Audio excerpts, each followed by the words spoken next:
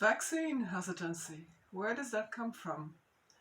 Vaccine hesitancy is common among so-called minorities.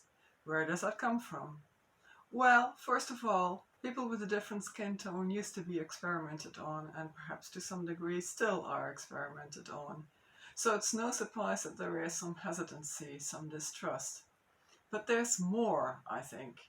If you are part of an otherized group, then you have less control over the circumstances of your life than other people. And vaccine hesitancy is a way to exercise more control. After the start of the pandemic, I began to attend many webinars, just like everyone else, I assume, or many other people, just to stay on top of what's happening. And one of the topics that came up was vaccine development. It was the assumption that vaccine development would take a long time, 1.5, 2 years, and we knew very little about the virus at the time, and a lot of people got lost in those details. I'll say something about that below in the description.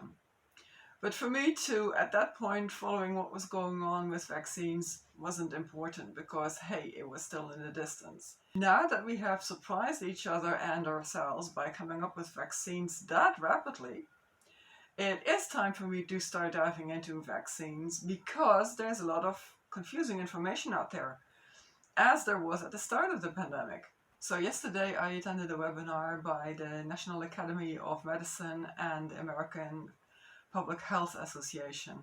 The recording of that webinar and all the slides will be available online soon. If you want to know how these vaccines work, if you have questions about what they do, because one of the things that the UK government has been spouting is that vaccines, getting vaccinated, don't stop you from spreading the virus, which makes you ask the question, why get vaccinated then? If you have questions like that, look at that webinar. If you don't have the time for that or suspect that it may be too complicated for you, just take a look at this page and look at I think it was the 6th column off the top of my head. That's the important information.